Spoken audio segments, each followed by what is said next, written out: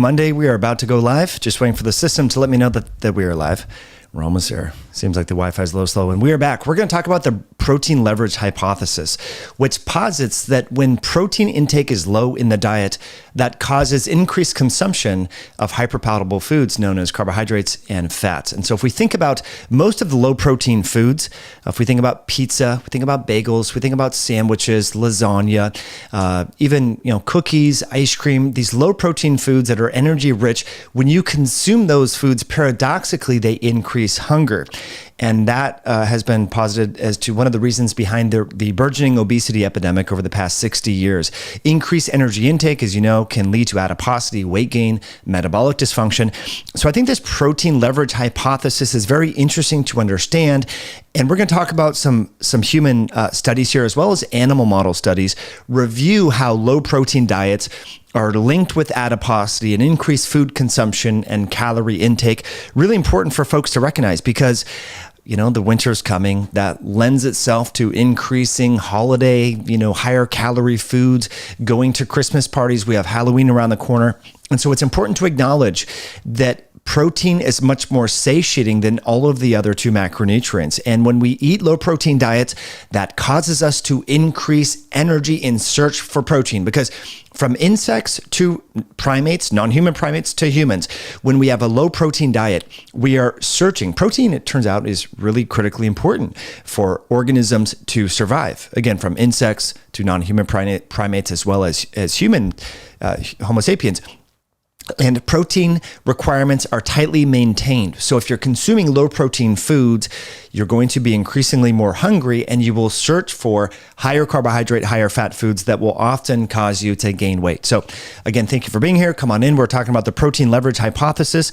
I'm going to share with you just some images, and we're going to take your live questions. Any question is fair game, of course, when we do these live sessions. I just want to get, the whole point here is just to connect virtually. So this is a summary of several of the recently published studies finding, especially when protein intake is less than 10% of overall calorie intake, that leads to increased energy intake. And as you can see here, in higher protein diets, when protein intakes start to increase towards 30% of overall energy intake, what do you see? You see a reduction in overall energy intake, which I think is quite fascinating. And I want to share with you the results of several of these different studies. This one in particular was quite fascinating. This was a feeding study in 2014 that had individuals eat a very low protein diet for 14 days. And here's what they found. I thought this was just incredibly interesting. After a low protein diet, individuals were eating more calories from protein decoy foods, which is really interesting. So if we think about a protein decoy, this would be a particular food that would be savory and salty in its nature. So it would mimic a steak, or it would mimic a proteinaceous chicken breast, for example, or lamb, or even fish. And so it turns out that when you eat a very low protein diet, you crave more fat and carb rich foods, and particularly sweets as well. So I thought this was really interesting. If you look here in the different columns, you have the foods listed on the left. And then you have, after a low protein diet, 14 days of a low protein diet. And then you have, they had a crossover arm of the study where they had individuals eat a high protein diet. But what do you see here? You see significant increases in consumption of sweets and so forth after having a low protein diet for a particular period of time. Now, this graph here displays hunger. If you look here, you see significant increases in hunger on a low protein diet after, especially after 14 days being on a low protein diet. So what exactly is driving this? Well, here's one image driving the mechanistic hypothesis behind how low protein diets increase energy intake and the cravings for high calorie rich foods. Multiple different mechanisms being discussed here, which is what I think is quite interesting. But we're going to get into this in much more detail. I want to read to you some quotes from these studies. But again, friends, if you're enjoying the content, hit that like button. Let me know where you're watching this from in the live chat. If you have any questions about protein, about nutrition, about fasting, exercise, dietary supplementation, just throw them into the chat bar. We are just tuning in here live to create some community, have some fun, and continue on our educational quest together. I am constantly learning like you are as well. So the protein leverage hypothesis is the strong human appetite for protein. It drives increased energy intake when dietary protein is diluted in the form of fats and carbohydrates. So if you're having pizza, if you're having donuts, if you're having a lot of bread and butter and sandwiches, what that's going to do is cause you to crave more overall energy. And it's those energy cravings that are going to increase energy consumption and cause people to gain weight, which is problematic.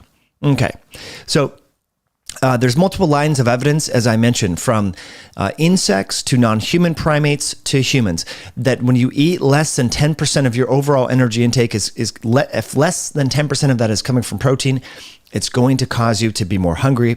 And we have seen a decline in protein intake amongst humans over the past 60 years and a correlated increase in adiposity. And so it turns out that a lot of us are craving protein decoy foods, French fries, things like pizza. You have other savory type foods, various fried foods, onion rings, chips. These savory type foods are so easy to overconsume because they're low in protein. They're not satiating. And so when you are eating a protein deficit, that can cause these changes in food consumption. Okay, so let's pop out the chat here and get to some of our live questions here. We have some folks that are eating meat in this very moment, which I think is quite interesting. We have a comment here about that protein is what I survive on. I can't imagine not eating enough protein in my diet. When I'm in those states, I crave protein. Yeah. So when you have bread, when you have bagels, when you have donuts, you start to crave more of these foods. Okay. So the theory of this protein leverage hypothesis goes, if protein is diluted with low energy foods, that will increase the consumption and the appetite for energy dense foods from carbohydrates and fats. And this is not a novel concept. Actually, Ted Naiman, past podcast guest, has been speaking a lot about the protein leverage hypothesis and showing essentially that protein is prioritized in non-human primates as well as humans. And there is a stronger need to maintain protein intake for homeostatic functions in the body, repair, immune health, maintenance of muscle and bone, and so forth. And so that when we have a low protein diet, that causes us to hyperconsume energy-rich foods in the form of fats and carbohydrates. Okay, so let's talk about this image here. I think this really helps tell the story as I'm reading through some of these different aspects here. And again, any question that you have, or if you have a comment, discussion point as we go along here, please do let me know. We're doing this a little bit earlier, this live session a little bit earlier than we normally do the live sessions. So again, appreciate you being here. Thanks for being here live on a Monday. Okay, let's talk about. Gosh, there's one more image that I want to get over to you. Just give me one quick second. It's this one right here. This is just phenomenal. Just give me half a second. I'll drop it on the screen here. Right here. Okay. So I think this is just incredibly interesting. This image here is summarized in the study that I'm going to do even a deeper dive video breakdown later on this week. But let me just expand this for you, and we will dive into this as I am reading this off to you. So as you can see, as protein intake increases, there is a commensurate decrease in energy consumption. And so this is what I want to share with you right now. Okay. Data is plotted from reference 29. Again, I have a full deep dive video that's going to explore this in further depth, but just understand this for now. Reference 29, which was from one of Kevin Hall's feeding studies, in which subjects were provided with ad lib access to low-fat plant-based foods and a high-fat ketogenic diet for 14 days. Diets differed in energy density in terms of the amount of kilocalories per gram of food for the different diets. And they also differed in protein density per gram of food. Subjects ate 1.46 times greater mass of food on the low protein plant-based diet, indicative of a compensatory feeding for protein. yet energy intake was lower than that on the ketogenic diet they found. And so that is blue line right here. So individuals ate much more, food when they were eating a low protein diet. Now, there was another compilation of 44 published studies in which dietary protein percentage was varied relative to fat and carbohydrate combined. And subjects were allowed to eat ad lib. Again, they could eat whatever they want in the feeding lab. As percent protein fell across the range in these particular studies, food intake increases in compensation. So again, low protein diets cause you to eat more energy, largely coming from carbs and fats. Okay. As a result, energy intake tends to increase, and that's problematic. There was also 3 randomized controlled trials that have tested protein leverage, and that's compiled here in line. Actually, this is that's compiled right here in this particular study image here. Sorry. Okay, so I'll just read to you what's going on in this image right here. Okay, so remember, this graph compiles data from 3 randomized controlled trials. As predicted by protein leverage, energy intake increased with declining percent of protein down to 10%, but this trend did not continue at 5% protein, indicative of a breakpoint at protein concentrations below physiological requirements. So I thought that was really interesting, but also, as we go on here, there was actually a study in individuals who had recently underwent bariatric surgery, gastric bypass for weight loss. And I want to share with you just what they say in this particular, this was, I believe, a meta-analysis, looking at weight loss maintenance after bariatric surgery. And so let's just check this out right here. So the title of this particular study here is Relationship Between Dietary Macronutrient Composition with Weight Loss After Bariatric Surgery, a Systematic Review. And as you can see here, what the scientists say is, among the results found, a 1% increase in protein intake raises the probability of obesity remission by 6%, and high protein diet increases 50% weight loss success. So it's important to acknowledge, we have many people promoting low protein diets for various reasons, scaring people away of eating protein. But we know there are consequences to increased adiposity and excessive body fat and all the rest. And the available evidence suggests that when you eat a low protein diet, there are physiologic changes that increase your consumption for the very foods that are unhealthy. Okay. And so we're going to get to your live questions in just a moment. Just want to remind all of you, Myoscience, the electrolyte sticks are getting amazing feedback. Over 700 reviews over at myoscience.com. These novel creatine-containing electrolyte sticks can enhance your exercise sessions, increasing your strength, your recovery, and cellular hydration. What makes this product unique is a combination of real salt, albion chelated amino acid mineral chelates, along with creatine. You can save using the code podcast at checkout over at myoscience.com. Okay, I want to get to your questions. And again, thank you all for being here. If you're enjoying the content, hit that like button. That just lets me know that we should do more videos and content like this. And we have some questions here. Okay. Kimberly says, have I missed a lot? I went for a walk and didn't see the notification. Yeah, lately the lives, people have been telling me they haven't been notified. But essentially, we're talking about the protein leverage hypothesis. And the basic tenet of that is that if you eat a low protein diet, that causes you to overconsume carbohydrates and fat that will over time lead to fat gain, Kimberly. So that's where we are going today. We shared with you several different studies finding that low protein diets cause increases in energy consumption, and higher protein diets have a commensurate reduction in overall energy intake. And so the very foods that are protein decoys, these foods that many people tend to overconsume, chips, French fries, we know croissants, things like this, donuts, right? These savory, salty, high fat, high carb foods, protein decoys, although they're high in energy after you consume them, you tend to overconsume these foods because they resemble protein in their texture, in their flavor profiles, but they are not protein. And protein is tightly maintained in terms of the requirements from insects to non-human primates to humans. And Kimberly, that's basically the premise there. So if you want to cut food cravings and not have the 10 to 12 pound weight gain that happens this time of year from the holidays, from Halloween to Thanksgiving to Christmas and New Year's and the whole thing, probably increasing your protein and choosing high protein rich foods when going out to celebrate with friends and family. Okay. Rambler says, is rice basically eating sugar?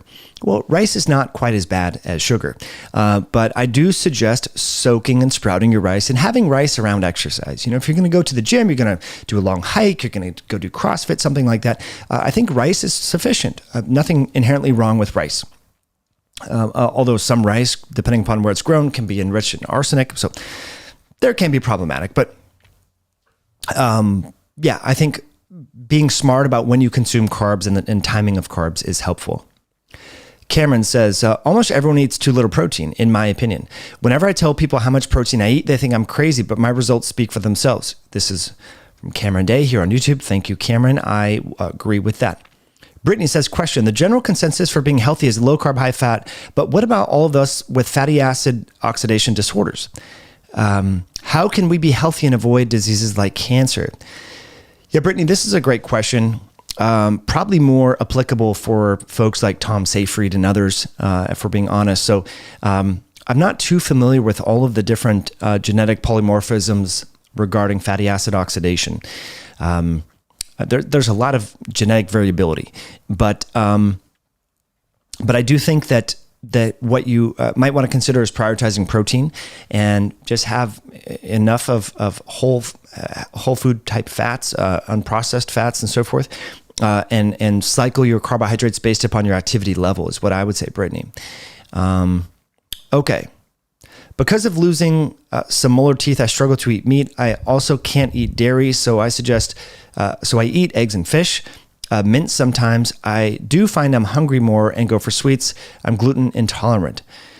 Yeah, so what about ground beef? Could you do ground beef and eggs? What about eggs and cheese? Those would be options that I would suggest for you. But fish is obviously a good source of protein, but we just want to make sure that we're mindful of where the fish is coming from. But that's a good question. Comment there. Okay. Rick says, it would be interesting to know if occasionally doing a prolonged fast or low protein day would improve protein absorption during higher protein feeding. Yeah, this is an interesting question, Rick.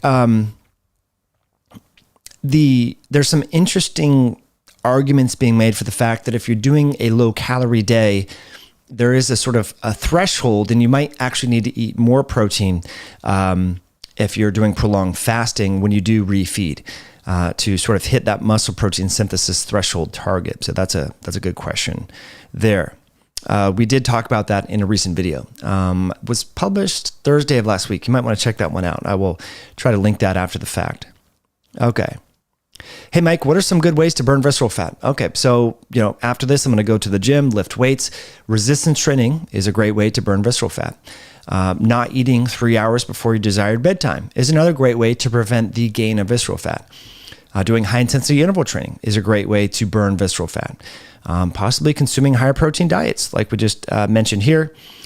This study here in bariatric surgery, clients found that an increase in protein after bariatric surgery was associated with a greater remission of obesity, meaning that people were not likely to gain weight after the procedure. So protein matters, but exercise is very important as well. Okay, Talon52 says, can you discuss protein, soy versus whey? So much discussion about how bad the soy can be if needed to increase protein. Yeah, so the problem with soy, as many of you know, is it is heavily sprayed with glyphosate, and most of it is genetically modified to be tolerant for Roundup or glyphosate exposure. And so that's the problem with soy. The other problem with soy is it does have anti-nutrients in it, as well as phytoestrogens. And so I generally would suggest, if you want to do a plant-based protein, a vegan protein, aim for a pea, rice, pumpkin blend, perhaps. And then if you are okay having dairy, have a whey protein. That's what I'm going to say. I used to be a big fan of soy protein. Actually, in college, that was the only protein I could afford.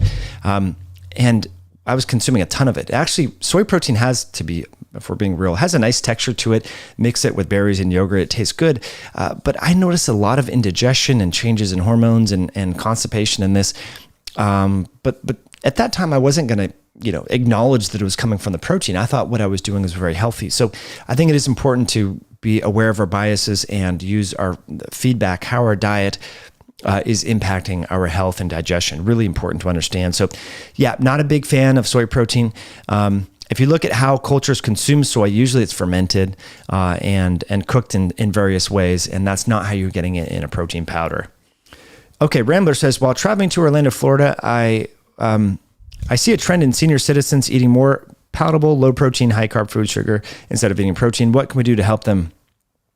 Rambler, this is a great question and pertinent conversation of our time, because these people over the age of 60 need more protein to maintain muscle protein synthesis to prevent becoming sarcopenic and weak, and that is problematic. So yeah, I don't know how we're going to help these people. I really don't.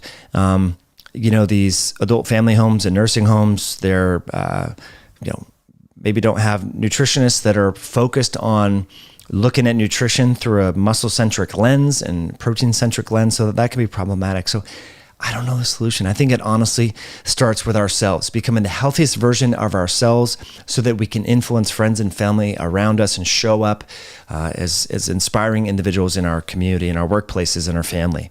I think that's where it starts. And then causing people to ask questions and say, hey, Sally, you're looking like you lost 20, 30 pounds. What are you doing? And then hopefully people will be inspired to make those lifestyle changes. Okay, so Fox 1570 says, if you want soy protein, get it from organic tofu. Yeah, so organic as well as fermented soy. I would be okay. I'm fine with that. Okay, LRG says, I am my own experiment, haha, which we all should be our own experiment. I like that. I know you said tongue in cheek, but this individual says, I seem to do well with higher protein days, medium carbs, alternated with reduced protein, high carb days. On the higher carb days, being my workouts and sleep, are great. Exactly. Do what works for you, and have the confidence in your own tinkering and testing approach to nutrition and lifestyle to tweak things and just see what happens. Track your sleep, track your energy, track your libido, see how all these things shift. So thank you for that astute comment. Okay. Kimberly says, since I work out early in the morning, I don't eat before my workout. Would it help if I eat some carbs at night? I want to lose a good 20 pounds category. Kimberly, I would try that. Here's what I would suggest. Maybe not having the carbs at night. Well, you could do whatever you want. You can tinker with this and see what works. But generally, people would carb load at night if they worked out in the evening time. What I might do, Kimberly, is have some carbohydrates while you're working out. Bring a banana, bring an apple, snack on that, and see if that actually increases your exercise performance. I think it's much better to have a better exercise session as opposed to theoretically trying to oxidize more fat during the exercise session by way of being fasted. That's just my biased approach. Okay. Joseph Jones says, high protein with moderate fat, cycling in carbs for leg days and power days. Yes, Joseph, can I pin this comment?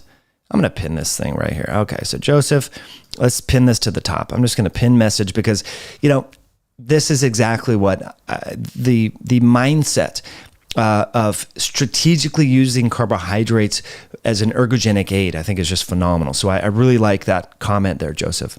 Thank you for that. Okay. Jamet says, ever since I went high protein, my morning wood came back. We're hearing that from a lot of men. So great point. Thank you for that. Okay. Johnny says, friends and family ended up being haters. That is when you changed your diet and improved your health. People get intimidated by that, Like, for example, if you live in small town Iowa and you move to New York and you get a great job, or you move to LA and become an actor or something like that, there might be some pushback. There's this phenomenon, and we've heard this analogy in many different ways, but crabs in a bucket. So crabs can escape a crab trap, but you know what happens when a crab gets close to actually escaping? The other crabs don't like that, and they actually start to attack the crab that's going to be free. And so this happens because people have limited, myopic mindsets about their own beliefs and what they're capable of. And when someone else starts achieving or wealth, success, whether it's relationship, finance, health, some people can become envious of of that. And so you want to not be too close to those people. You want to be around people that support you. Jordan Peterson talks about this in the 12 Rules for Life a lot. Be around people who support your personal growth in health, wealth, finances, relationships, everything. They're really important. Okay. Marco says steak is delicious, makes eating high protein easy. It sure does. Although not affordable in the current recession, meat prices have been through the roof. So that is problematic, but you can get eggs, you can get other sources of protein. So great question there. Again, are you all enjoying this content? Let me know by hitting the like button. That just lets folks know that this video is helpful. That just lets me know too that we should do more lives at this time. I always change the time. We started earlier than normal today, and I see a lot more of you coming on now, which is great. Okay. All right. So great question from Willow's Starfeather. I agree with Sandy. I'm nearly 60. How much protein should I eat? I want to add muscle at the gym. Yeah. So this is a great comment. We've reviewed various protein intakes and so forth over the past, years on this channel, but most importantly in recent videos, we have talked about around 1.6 grams per kilogram of body weight, or if you just want to keep it simple, and this is ideal body weight, right? Kimberly said, I want to lose 20 pounds. Okay. So for Kimberly, if she weighed 140 pounds, her ideal body weight might be 120. And so that would be the target. Now, if you want to keep your math simple, just aim for 1 gram per pound of ideal body weight. Now that's on the higher end. And so this is on the higher end again for people who are resistance training, doing exercise, cutting calories, fasting. That would be on the higher end. Okay. Hello, Joan. Thanks for being here. You made it to a live. I appreciate that. All right. Okay. Hector says, keep it all animal and fruit-based stuff, organic as much as you can. Yeah, it's hard to argue with that advice. Thank you for that. Let's see. What other comments do we have here? All right. Daydreaming case, kind of dumb question. What about places like the blue zones where they're considered to be among the healthiest in the world and their diet is mostly plants, but they live to be 100? Yeah, this is a great comment, a great question. I've watched just one season of that a Blue Zone documentary on Netflix. Dan Buettner goes around and he's interviewing folks. I think it's a really good series. Living to 100, these centenarians, it's a multifaceted. It's impossible to disentangle all of the lifestyle factors, the community, the sense of purpose, relationships, all of those factors, stress levels. These things all play into the probability of one reaching 100 years of age. In fact, several weeks ago, we did a live on that. Many of you watched that. We've talked about blood work associated with the greater odds of being a centenarian versus not. So yeah, the consistent finding is that in some of these blue zones, these folks they're eating low protein diets.